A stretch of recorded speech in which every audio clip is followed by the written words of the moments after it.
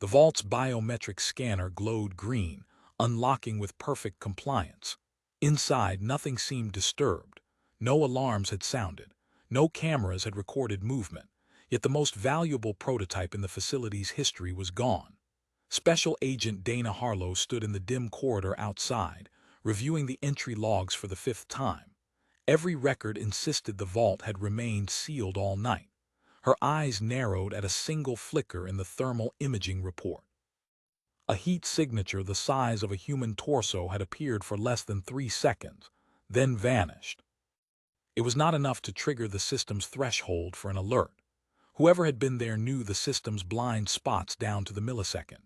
Somewhere in those shadows, the ghost thief had slipped past technology built to be impenetrable. Now Dana had only one trace to follow, and the thief had already planned his next move.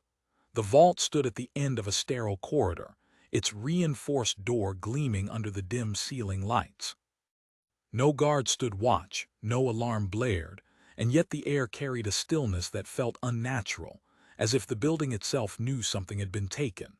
Special Agent Dana Harlow paused outside the threshold, her eyes scanning the biometric lock panel. It pulsed with a steady green light, indicating the system was secure.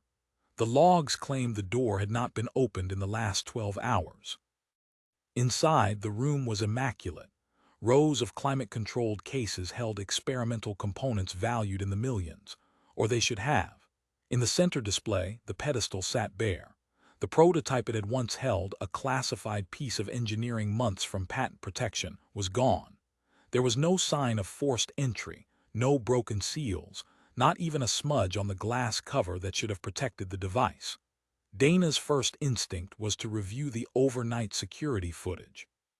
She stood in the adjacent monitoring room, watching the playback from the previous night. Cameras covering every angle of the vault showed nothing but still frames. The feed ran uninterrupted, time-stamped correctly, yet not a single frame depicted movement. The facility's head of security, a stiff-jawed man with 30 years in the field, stood beside her and insisted the system was flawless. Her eyes narrowed as she scrolled through the thermal imaging reports. Thermal data was rarely reviewed unless there had been an alert. Midway through the night, a single anomaly caught her attention, a heat signature the size of a human torso, lasting barely 3 seconds, positioned near the vault's rear wall. It disappeared so quickly that the system classified it as interference rather than a security risk. Dana leaned back in the chair, her mind already piecing possibilities together. Whoever had done this understood the system's parameters. They knew exactly how long the sensors could register an object before triggering an alarm threshold. That was knowledge no casual intruder could possess. This was the work of someone who had studied the system intimately, perhaps even someone who had been involved in its design. She entered the vault herself, moving slowly, scanning for any disturbance the initial inspection might have missed. The air smelled faintly of ozone, a byproduct of electronic interference. Her gloved fingers traced the seams of the door and the locking mechanism. Everything was in perfect condition. At the rear wall, near where the thermal anomaly had appeared, she crouched to examine the ventilation grid. The screws were perfectly aligned, showing no sign of tampering. But when she shone her light inside, she saw something unusual, a faint, almost invisible scoring on the metal surface within. The marks were evenly spaced, suggesting the use of a specialized tool to anchor or guide movement. These were not the careless scratches of a rushed break-in. This was precision work. Forensics arrived and took over the vent inspection. No fingerprints, no fibers, nothing biological. The grid was clean enough to pass a white glove test. Dana stepped back, thinking through the possibilities. A vent breach would require someone inside the ducting to reach the vault, but the grid design made that impossible without removing it from the inside. The only way that could happen would be if someone had entered the vault first, which, according to the logs, never occurred. She requested a copy of the facility's architectural blueprints, but the security chief hesitated. The designs were proprietary, held by the company's own security contractors. After a brief but firm exchange, he agreed to grant access, though his body language made it clear he doubted the value of the request.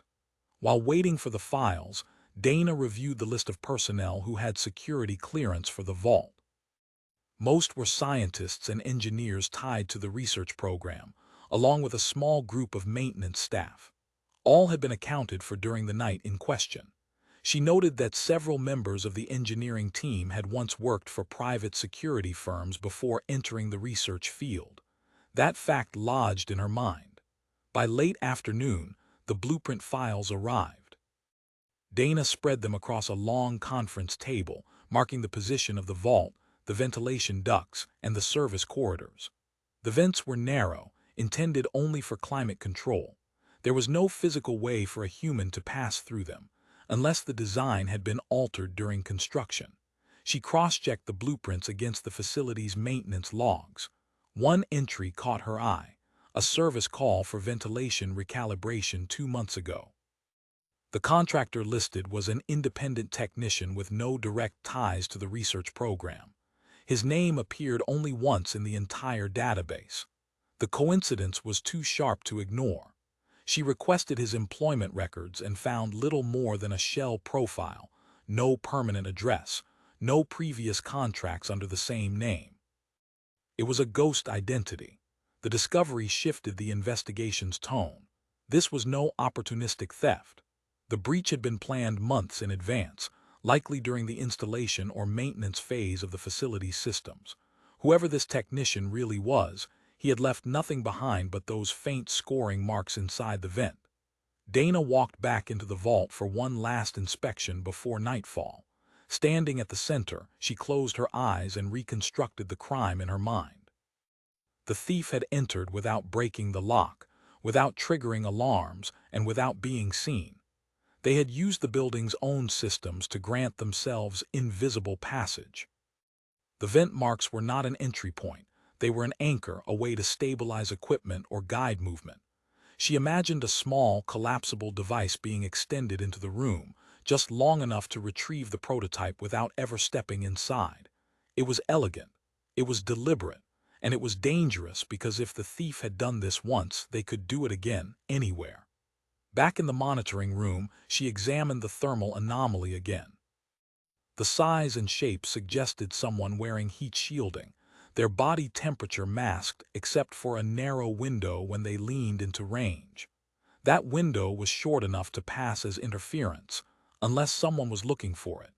Dana knew she would have to start looking for it everywhere. She closed the report and gathered her files. The next step would be to match this breach to others with similar anomalies. Somewhere in those patterns, the ghost thief would have left a trace. It might be microscopic. It might be buried in systems no one ever thought to question. But she would find it. As she left the vault for the night, a thought lodged itself like a splinter. The thief was already ahead of her. This was not the start of their game, this was the middle, and she had already missed the opening moves. The lab's vent system had given her the first physical trace. Now Dana Harlow needed the digital one. If the ghost thief had manipulated the vault systems, there would be fingerprints in the code, not physical ones, but anomalies buried in the firmware where only a forensic sweep could uncover them. She began her morning in the facility's server room, a chilled chamber filled with humming racks. The air smelled faintly metallic, the byproduct of constant climate control. A junior technician stood ready to grant her access, his eyes darting nervously between the agent's badge and the massive black server towers. She dismissed him quickly. Dana preferred to work alone when chasing ghosts in code. The first step was isolating the vault's security firmware from the rest of the building's systems. Every biometric lock, camera feed, and thermal sensor in the facility ran through the same network hub, but the vault's subsystem was meant to be walled off with its own encryption. To be was the operative phrase. She mirrored the vault's firmware to her portable forensic station, a hardened device stripped of wireless capability. The data image took several minutes to load, during which Dana sipped black coffee and scanned her notes from the day before. That thermal flicker still gnawed at her. A thief could hide from cameras and slip past locks, but thermal readings required more sophisticated misdirection. When the data finally appeared, she began parsing the code line by line. Security firmware was not built for elegance.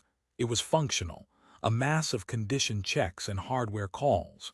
She scanned for recent changes, focusing on the last 30 days. There were no official updates logged, but she knew better than to trust logs alone. 5 hours into the search, she saw it. A block of code nested deep inside the thermal sensor's anomaly filter. The code did not belong there. It was handwritten, not generated by the system's original developers. More telling was its behavior. The snippet checked for heat patterns within a very narrow range, then flagged them as interference, forcing the system to discard them before they could trigger an alarm. The signature was precise. It was not crude sabotage, but a scalpel cut.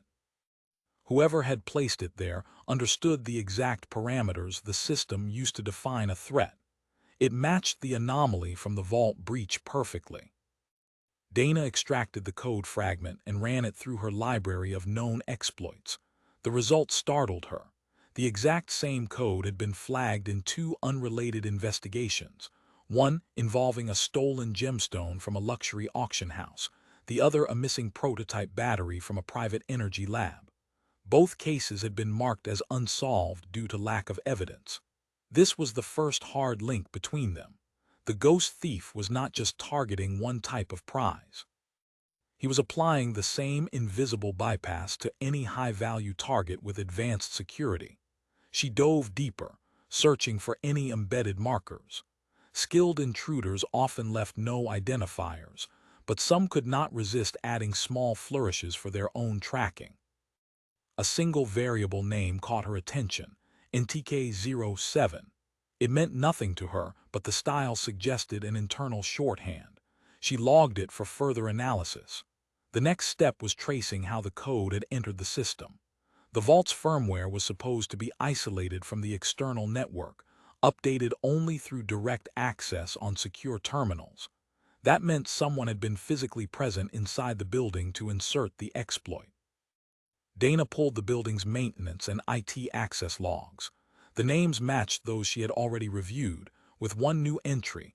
A temporary contractor logged 2 months earlier for a ventilation recalibration and thermal sensor tuning. The technician's badge ID showed a perfect timeline. Signed in at 8 in the morning, signed out just before lunch.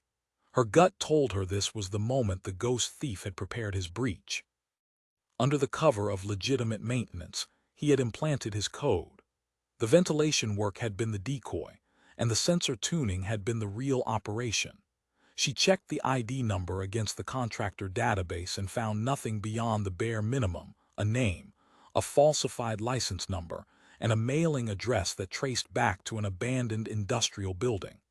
It was a shell identity again, crafted to disappear once the job was done. The head of security still resisted her implication that the breach had been incited months earlier.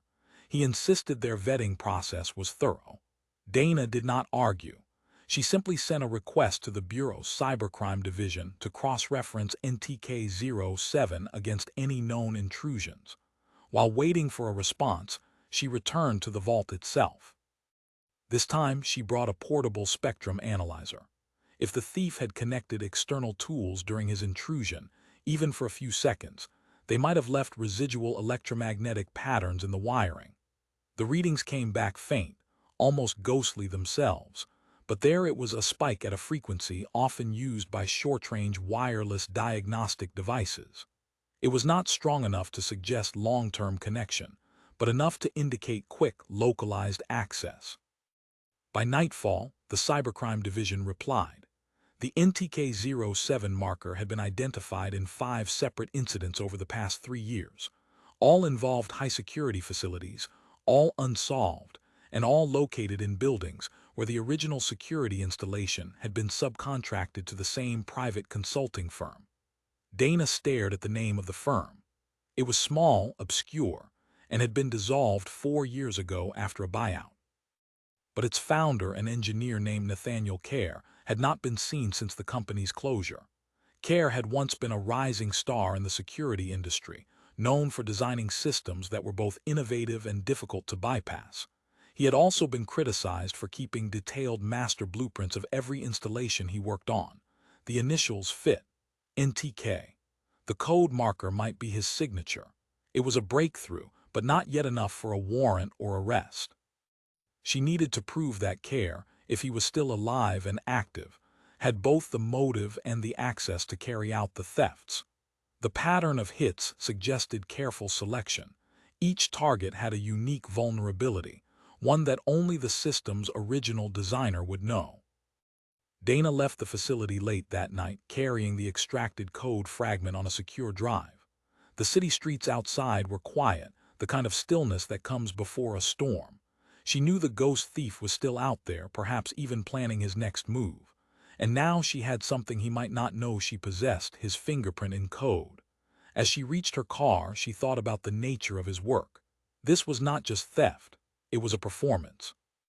The elegance of the intrusion, the absence of physical trace, the precision in exploiting blind spots, it was all crafted to prove a point. That meant he would not stop until someone forced him to. Back in her apartment, Dana pinned a printed screenshot of the code fragment to her investigation board. Around it, she added the names of the 5 facilities tied to NTK-07. Red lines began to connect them, forming a web that spanned years and industries. At the center of the web, she left a blank circle: the ghost thief. The question was no longer whether she could catch him. It was whether she could predict where he would appear next, and whether she could set a trap without him seeing it coming. For now, she had only one advantage. He believed he was invisible. That illusion was about to end. The morning after her discovery of the NTK-07 code marker, Dana Harlow knew she could no longer treat the vault theft as a standalone case. If the same signature had appeared in multiple high-security breaches across different industries, then the ghost thief was working from a deliberate playbook. She began the day inside the Bureau's archives, a windowless room that smelled faintly of dust and toner. Her request for sealed case files had been approved overnight, and a clerk rolled them in on a cart, 5 thick manila folders, each tagged with its case number and marked unsolved. Dana stacked them on a table, arranged chronologically, and began to read. The first was 3 years old, a theft from a private energy lab. The stolen item was an experimental battery, the size of a paperback book, capable of holding unprecedented charge density. The vault had been locked, the cameras running and the logs clean. The only anomaly was a thermal spike lasting 4 seconds, dismissed at the time as a software glitch. The second file detailed the disappearance of a rare gemstone from a luxury auction house. This time, the breach had occurred in a viewing room where buyers inspected items before bidding. A display case had been opened without any sign of forced entry.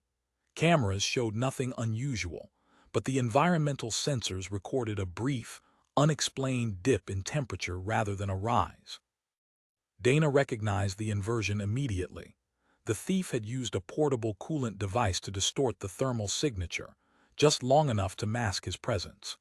Each file followed the same frustrating rhythm: impossible entry, no trace left behind, a single sensor anomaly explained away at the time, and 0 viable suspects. Dana moved to a clean section of the table and began mapping details onto a large sheet of butcher paper. She marked each theft with a circle, noting the location type, the stolen item, and the nature of the anomaly. As the paper filled, lines began to emerge. Every target was a facility with a custom security system built or modified by the same small consulting firm from years earlier, Nathaniel Care's firm. Her focus shifted to the physical architecture of the buildings. She requested digital blueprints from the original construction records where they were publicly available. For the rest, she relied on archived inspection photos and the notes within each file. A pattern started to surface. Every target had at least one unusual structural feature: a maintenance corridor, an access shaft, or a ventilation duct, positioned in such a way that it could be exploited as a covert approach to the vault or secure room. These features were not accessible to the public or even to most employees, yet they had all been present in the original designs. Dana remembered something from her early years in the Bureau. Some engineers built redundancy into their designs, not just for safety, but for flexibility during upgrades. In the wrong hands, those redundancies became vulnerabilities.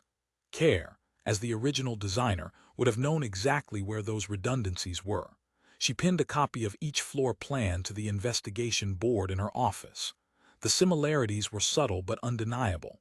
In the energy lab, a climate control shaft ran directly behind the vault wall. In the auction house, a concealed electrical conduit connected the display room to a maintenance hallway. In the private museum targeted 2 years ago, a disused service elevator opened into a subbasement adjacent to the storage area. To the untrained eye, these features were harmless infrastructure. To a thief with insider knowledge, they were doorways. By midday, Dana had identified something even more telling: the timing. Each theft had occurred between 2 and 3 months after a maintenance or system recalibration visit. In every case, the contractor listed on the work order had minimal background and a paper trail that dissolved upon closer inspection. It was Care's method. He would insert himself or an alias into the maintenance cycle, plant the necessary code exploits in the security firmware, and make any subtle physical adjustments needed to create a breach path. Then he would wait, sometimes weeks, before striking, ensuring that no one would connect the service visit to the theft. Dana leaned back in her chair, absorbing the scope of the operation. The ghost thief was not improvising. He was executing a series of operations years in the making, each one rehearsed and refined from the last. Her phone buzzed with a message from the Bureau's tech division. They had finished a network trace on the digital blueprint leak she had been investigating.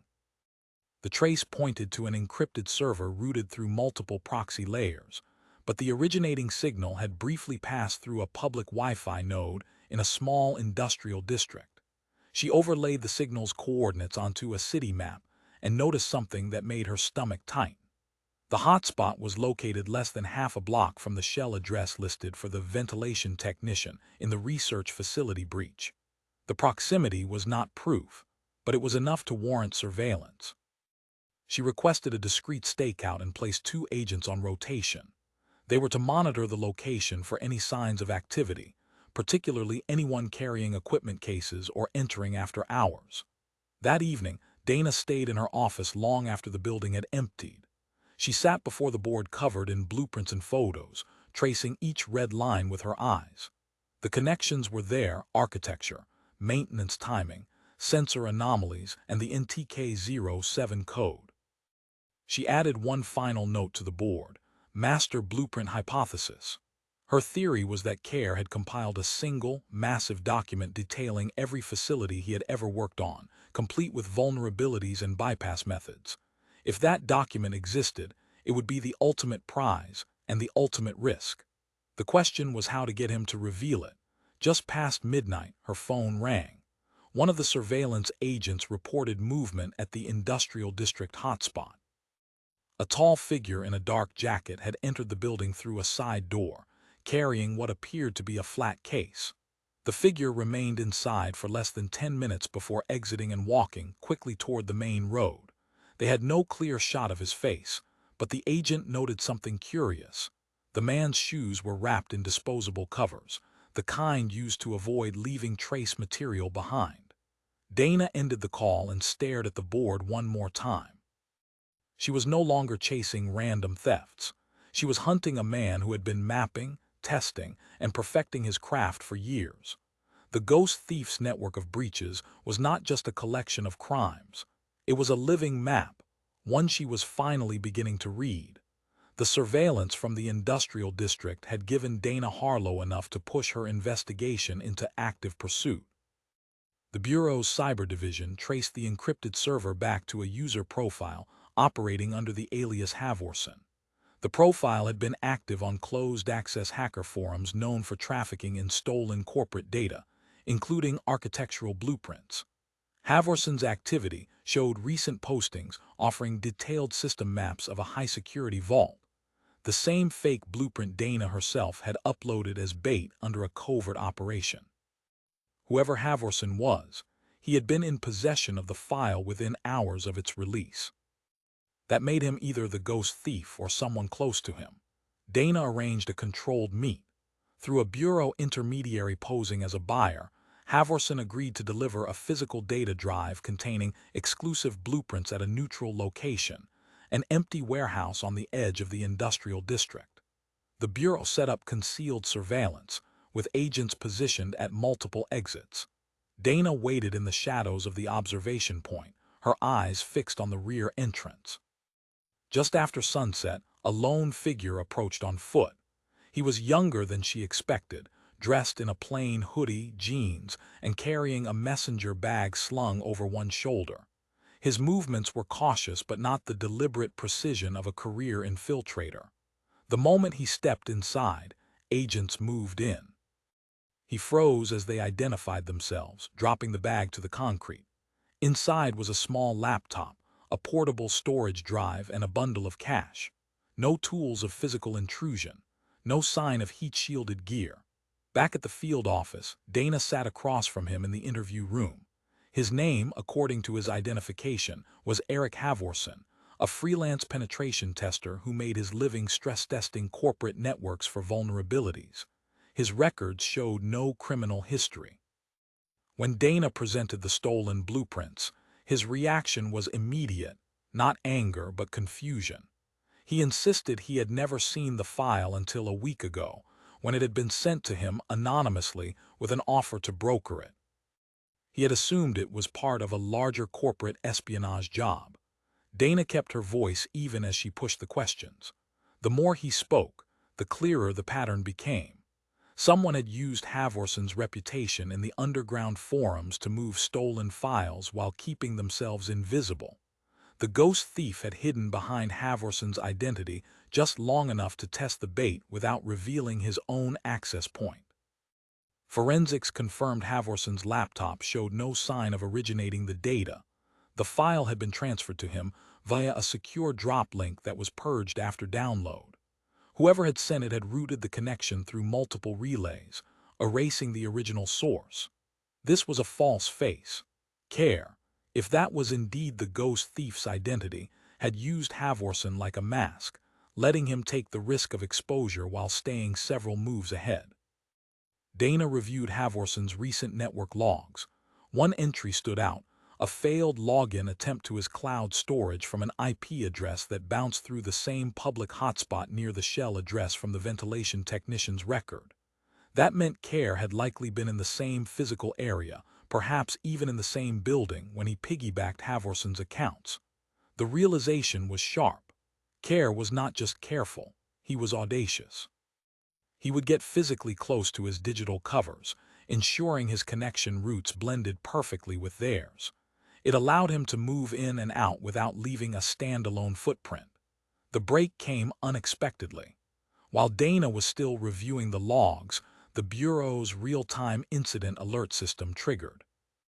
A high-security biotech storage facility across the city had just reported a network anomaly in its environmental controls, the exact thermal filter modification Dana had identified in the previous breaches. She knew it was him. There was no time for warrants or slow procedure. The facility's systems were still operational, which meant the theft was in progress or about to begin.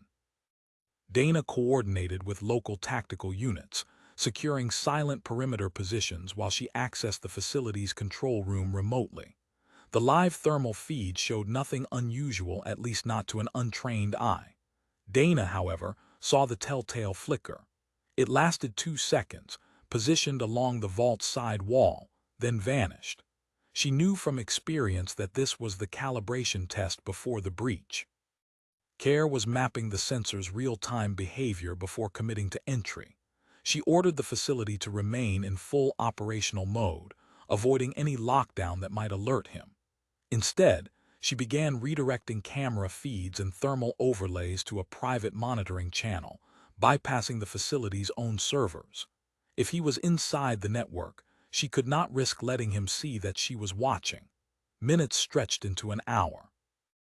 No further anomalies appeared, and some on the tactical team began to question whether they had missed him entirely. But Dana recognized the patience in play. Care would not rush. He would wait for the perfect moment. It came when the facility's regular security team rotated shifts. As the guards moved through the halls, the thermal spike returned, this time closer to the vault's primary access panel. Dana kept her voice low, instructing the tactical units to hold position. If they moved too soon, he would vanish back into the building's hidden spaces. The spike lingered 3 seconds longer than before, then cut out completely. That was the signal. He was inside. Dana gave the order. Teams moved toward the vault from multiple directions, silent and deliberate. She stayed on the feed, tracking the faint residual warmth inside the access corridor. But when the first unit reached the door, they found nothing. The corridor was empty. Care had disappeared again, slipping out through an unseen path. It was infuriating, but not without value. Dana now had confirmation that he was active, testing the baited blueprint and operating in her jurisdiction. He had made one small error, staying in range of the same public hotspot during the test. It was a habit, and habits could be exploited. As she left the control room that night, Dana knew the next move would not be about chasing him. It would be about making him chase her. The failed intercept at the biotech facility made one truth impossible to ignore: Nathaniel Care, if that was truly the ghost thief, was too disciplined to be caught by chance. Dana Harlow needed to build a trap so precise that he would step into it by his own choice, believing it to be under his control. 2 days after the near miss, Dana met with the Bureau's Technical Operations Unit in a secure conference room. The plan she laid out was both simple and dangerous. They would construct a vault that looked and functioned like a genuine high-value target, complete with cutting-edge biometric locks, thermal sensors, and environmental controls. Inside would be an item valuable enough to warrant his attention, but ultimately worthless outside the bait operation: a prototype shell containing nothing more than harmless electronics. The real design of the vault would differ from appearances in one crucial way. Every system would be layered with hidden detection tools invisible to an intruder. Passive thermal arrays would be embedded inside the walls, tuned to register even the smallest heat distortion. Micro-movement sensors would be placed behind every surface panel, and fiber optic tripwires would run through the ventilation grid. But the most important component would not be in the vault at all. It would be in the blueprint. Dana's plan hinged on the belief that Care operated from perfect information. If he could be fed a forged architectural map, one that appeared authentic but carried deliberate misdirection, he would follow it with confidence. The false blueprint would show hidden maintenance spaces and supposed sensor blind spots that did not actually exist. In reality, those blind spots would be the most heavily monitored sections of the vault. The engineering team worked around the clock. The vault was assembled inside a decommissioned section of a federal storage facility, its access limited to a handful of trusted agents. Even the installation crew was vetted and kept unaware of the operation's true purpose. While construction progressed, Dana focused on the delivery of the bait.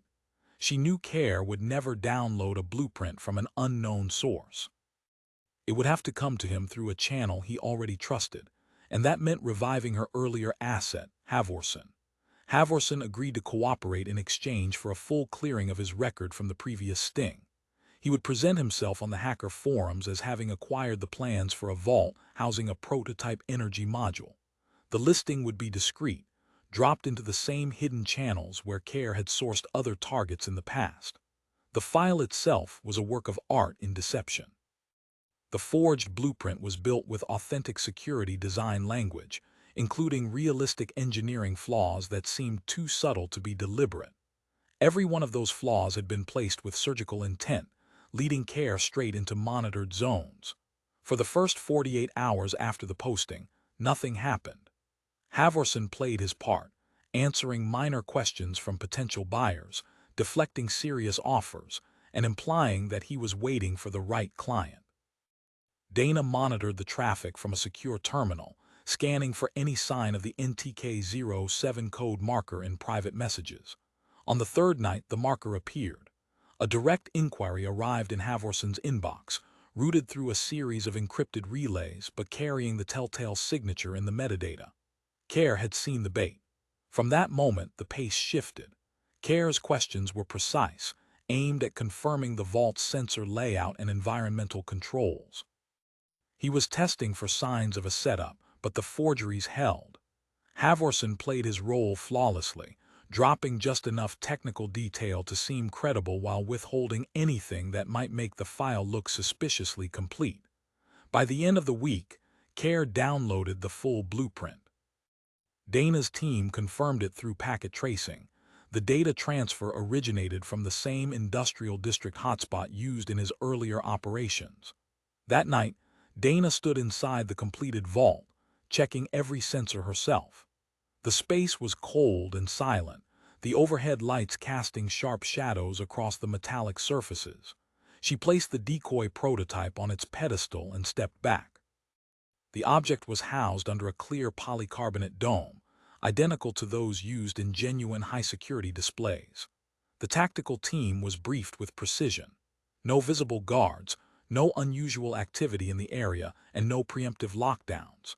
The vault would appear vulnerable in exactly the way the blueprint suggested, a maintenance shaft leading to an old inspection panel that bypassed the main door. In reality, the shaft ended in a dead space lined with thermal arrays and pressure sensors. A rotation of agents would monitor the feeds from an off-site command room, ensuring Care could not detect active surveillance inside the building. The first 3 nights passed in silence. Dana was not discouraged. She knew Care's pattern. He would not strike immediately after receiving the blueprints. He would study them, run simulations, and test the perimeter. On the 4th night, the first anomaly appeared. At precisely 2 in the morning, a thermal signature registered in the maintenance shaft. It lasted only a second, too brief to be a person, likely a probe or sensor mirror device used to map the space. The system logged it without triggering an alarm, exactly as planned. Dana ordered the feeds archived and the trap reset. The 5th night brought a similar blip, slightly longer, positioned closer to the supposed inspection panel. Care was testing the depth of the blind spot. On the 7th night, the pattern changed. The maintenance shaft registered sustained heat presence for just over 3 seconds, long enough for the sensors to map a human outline. The shape was narrow, shoulders tucked, head slightly bowed. Dana leaned over the console in the command room, her eyes fixed on the outline. He was inside the building. She held the team back. This was not the moment to move. They needed him to commit, to reveal his method of bypassing the last security barrier. The figure disappeared from the shaft sensors, reappearing seconds later in the false inspection panel zone. The fiber optic tripwires lit up in sequence as he passed. Every step he took was being recorded in 3 different spectrums of light. Dana's pulse stayed steady. The ghost thief had taken the bait. The figure in the false inspection panel zone froze for a moment, as if listening for changes in the building's ambient sound. Dana Harlow knew that hesitation. It was the pause of someone trained to sense traps. From her position in the off-site command room, she switched the main display to the overhead micro-cameras hidden in the vault's wall seams. The feed showed a slim, dark-clad form crouched in the narrow maintenance recess, face obscured by a matte visor mask. Over his body was a segmented suit, dull black, designed to absorb heat and scatter thermal readings. Every movement was deliberate, each hand placement avoiding the dust patterns agents had left for trip detection. She had him, but only in the perimeter. The goal was to let him push deeper, thinking he was unseen. Care, and she was now certain it was Care, extended a collapsible armature from a pouch on his thigh. The device's claw end latched onto a panel seam exactly where the blueprint indicated the bypass controls should be. In reality, that seam was part of a dead space facade. The moment the claw engaged, a microsensor inside the wall recorded the vibration frequency, sending the signature to Dana's terminal. She motioned for the tactical team to hold. No rush. Let him believe the bypass worked. With a slow, calculated push, the panel swung inward. Care slipped inside, moving along a short crawlspace toward the vault's rear wall. That was when the secondary sensors picked up something Dana had not planned for. Another heat signature appeared on the opposite side of the building, smaller, lighter, moving in near-perfect sync with Care's progress. A partner.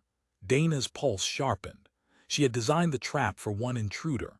Two changed everything. The second figure moved toward an electrical junction box in a side corridor. When the heat spike flared there, Dana understood the play. The partner was going to cut power, plunging the building into darkness and forcing the vault into backup mode. Backup systems meant fewer live feeds and fewer real-time defenses. She made a split decision. She could intercept the partner now, risking alerting Care, or let them cut the power and switch to infrared surveillance. The latter would keep Care in motion, deeper into the vault. "Let it go," she told the tactical lead over the secure channel. "We hold position." Seconds later, the building's lights died. The main camera feeds went black, replaced instantly by the vault's hidden infrared overlays.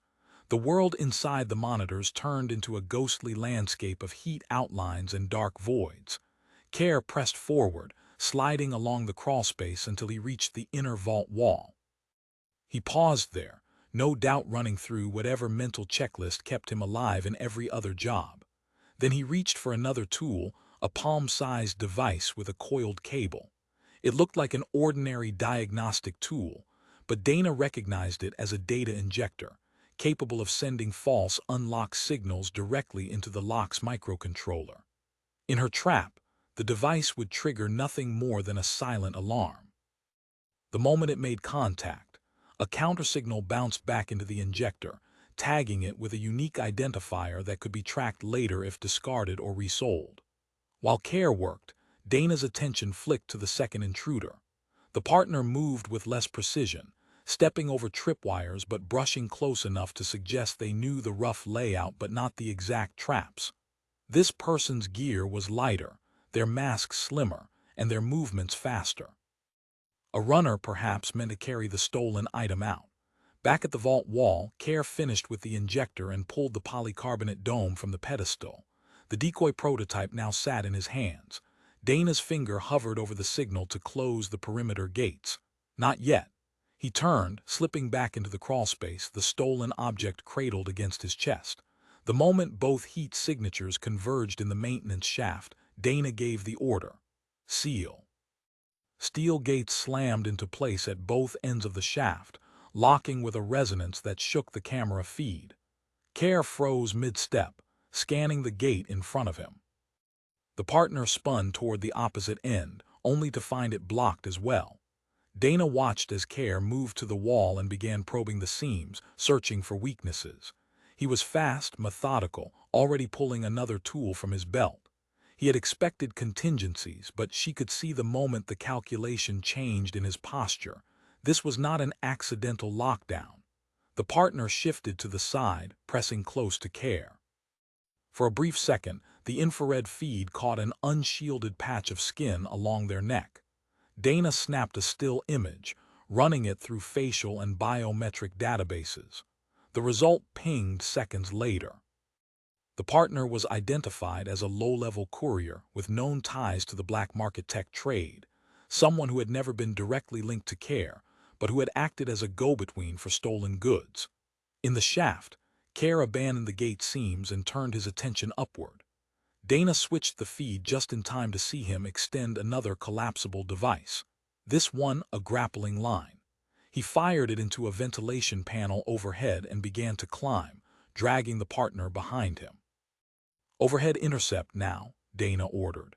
Teams moved to cut them off from the roof exit, but before they could get into position, Care and the partner vanished from the heat maps, their bodies shielded again. The last trace was the faint swing of the ventilation panel before it settled back into place. Dana leaned back from the console, her jaw tight. They were still inside the building, but she had lost their exact position. The gates had kept them from leaving with the decoy, yet they had not been captured. The crawlspace was quiet again, sensors holding steady. Care had slipped the net, but not without leaving something behind. On the pedestal, the decoy prototype remained, and inside it, in a compartment no larger than a coin, was a transmitter now tuned to the signal Care's injector had emitted. He would never know that the moment he touched the decoy, he had given her the trail she needed. The transmitter inside the decoy prototype emitted a signal so faint it barely registered beyond the building's walls. That was intentional. Dana Harlow did not want Care to notice it until it was far too late. The device used an irregular pulse pattern, mimicking background interference from industrial machinery, and it was configured to shift frequency at random intervals. Within an hour of Care's escape into the ventilation system, the signal began moving. It traveled upward through the building, then shifted laterally before emerging onto the roof. From there, it descended to street level, paused for several minutes, and resumed at a steady pace along the industrial district's outer streets. Dana followed the trail from the off-site command room, updating tactical units by secure radio. They maintained a loose perimeter, careful to avoid direct pursuit that might spook him. Care's unpredictability was his greatest weapon. If he sensed a tail, he could vanish into a blind spot and stay there for days. The signal led to an unmarked warehouse with corrugated metal walls. It was the same structure that had appeared in her earlier surveillance, the one linked to the ventilation technician's shell address and the hotspot used for blueprint downloads. This was no coincidence. It was his staging ground. Dana ordered the units into position but held them back from breaching. She wanted to see if Care would move again, perhaps leading them to other locations.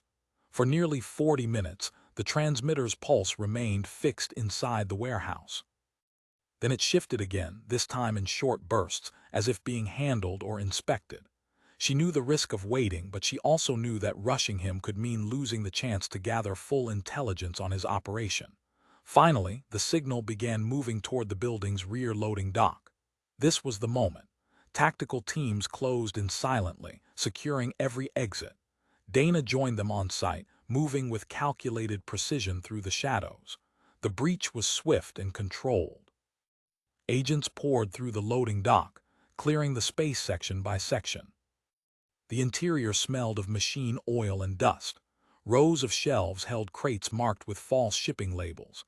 At the center of the main floor stood a workbench covered in dismantled security components, biometric scanners, camera housings, and circuit boards arranged with surgical neatness. The transmitter's signal pointed to a crate at the far end of the room. When agents pried it open, they found the decoy prototype resting inside, exactly as expected. But Care was not there. Dana scanned the room with narrowed eyes. The workbench was too clean, the dismantled parts too deliberately placed. This was not just a staging area, it was another layer of misdirection. Then she saw it. Near the workbench, a maintenance ladder led to a ceiling hatch. The metal around the hatch was faintly scuffed, as if recently used. Dana signaled the overhead team. Moments later, agents on the roof reported movement toward the building's northern edge. They converged, cutting off escape routes. Care emerged from the hatch, his visor mask reflecting the rooftop floodlights. He froze for only a heartbeat before sprinting toward the nearest edge. Dana shouted for him to stop, her voice carrying over the rooftop. He did not slow. Two agents moved to intercept, but Care's agility was surgical. He dodged their reach, vaulted over an air duct, and landed near a ventilation shaft that led to the building next door. Dana anticipated the move.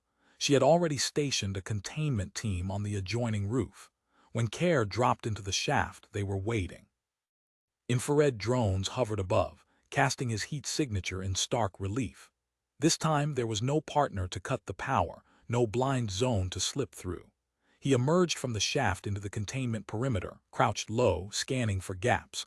The drones adjusted in unison, their beams locking onto him like silent predators. Dana stepped forward, her boots echoing on the roof's metal surface.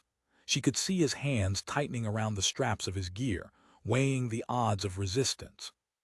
For a long moment, neither moved. Finally, he straightened, his visor still hiding his face. He placed his tools on the ground one by one, the injector, the collapsible armature, the grappling line. Then he removed the visor. It was Nathaniel Care. His expression was unreadable, his eyes calm, almost analytical, as if even in capture he was cataloging the angles for future use. Agents restrained him quickly, securing his gear and placing him under arrest. The rooftop floodlights cast harsh shadows across his face, revealing the fine lines of a man who had spent years in meticulous focus. Dana looked past him to the skyline.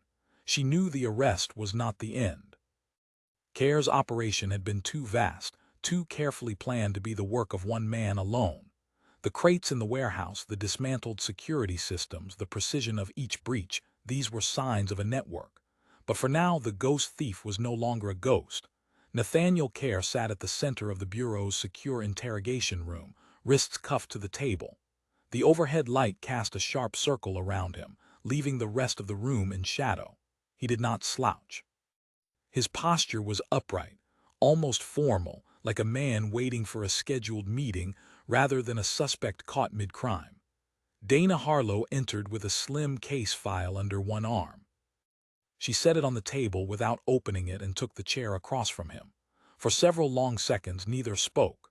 She wanted him to feel the weight of the silence, the containment, the finality of where he sat. When she began, her voice was calm, deliberate. She laid out the details he already knew: the bait blueprint, the decoy prototype, the transmitter, the rooftop capture, the tools recovered from his gear. Each statement was presented as fact, not accusation. Care listened without interruption, his gaze steady, almost detached. When she finished, he finally spoke. His words were measured, his tone devoid of defensiveness. He acknowledged the skill of the trap, even admitted that he had underestimated her attention to detail. But he did not admit to the other thefts. Instead, he shifted the conversation, asking whether she truly believed catching him would stop what had been set in motion years ago. It was a calculated tactic, not denial, but a suggestion that his arrest was merely a piece of a larger puzzle. Dana pressed him about the NTK-07 code, the maintenance visits, the security firm he had once owned. His responses were precise but incomplete. He framed himself as a consultant who had identified vulnerabilities and exploited them as a proof of concept, implying that others had taken advantage of his findings without his direct involvement. It was misdirection, but buried in his phrasing were confirmations, subtle acknowledgments of the scale of his operations. He spoke of clients in the plural, of projects that had continued long after he had left a location. He made no effort to conceal his knowledge that the stolen technology from the original vault breach remained missing. Dana shifted the approach. She presented him with images from the warehouse, the dismantled biometric scanners, the crates with false labels, the disassembled circuit boards. She asked him to explain why a man who claimed to be a mere consultant needed to maintain a collection of the very components his code exploited. Care's expression barely changed, but his eyes flicked once to the images before returning to her face. He said only that a good engineer always studies his tools. The interview ended without a confession, but Dana had gathered more than enough to lock him into pre-trial detention. The physical evidence from the warehouse, the forensic trace of his code in multiple breaches, and the live capture at the bait vault were more than sufficient to move forward with prosecution. Later in her office, Dana reviewed the master evidence board one last time. Care's arrest photo now occupied the center, replacing the blank circle that had marked the ghost thief. But the surrounding lines, the connections to past thefts, the missing items, the unidentified maintenance aliases remained. The decoy prototype sat in an evidence locker downstairs, still carrying the faint signal from the transmitter. That signal had never been intended to survive beyond the arrest, but she found herself reluctant to deactivate it. If there was even the slightest chance it could lead to one of Care's associates, she wanted it active. 2 days later, her caution proved justified. The transmitter pinged unexpectedly. The signal came from a remote storage facility on the outskirts of the city, a location with no recorded link to Care in the Bureau's files. Dana coordinated a raid. Inside one of the units, agents found a climate-controlled case containing several of the items stolen in past breaches. the gemstone from the auction house, the prototype battery from the energy lab, and multiple crates of rare manuscripts. But the prototype from the original research facility theft was not there. The absence was deliberate. Someone had moved it. In the dim storage unit, Dana stood among the recovered artifacts, the hum of the climate controls filling the silence. She thought about Care's parting words in the interrogation room, his suggestion that catching him would not end the game. He had been right. Back at headquarters, she filed her final report on the capture, but not on the case. The open sections remained, marked in red as active investigations. She knew she would be following the threads for months, maybe years. The ghost thief was in custody, but his blueprint, the one in his mind, the one passed through his network, was still out there. As she locked the report, she allowed herself one small moment of satisfaction. Care had believed himself untouchable, a phantom who could slip through any barrier. Now he was behind one barrier he could not bypass. But even as she left the office that night, Dana knew the chase was not over. Somewhere beyond the city, the missing prototype was changing hands. And if her instincts were correct, the buyer was already planning to use it. For Dana Harlow, that meant only one thing: the blueprint for the next hunt had already been drawn. What are your thoughts on this case? Let us know in the comments. Like the video and share it with your friends. Subscribe to our channel for daily crime cases we uncover. Turn on notifications so you never miss an update. Click here to watch the next video as we uncover another thrilling crime case.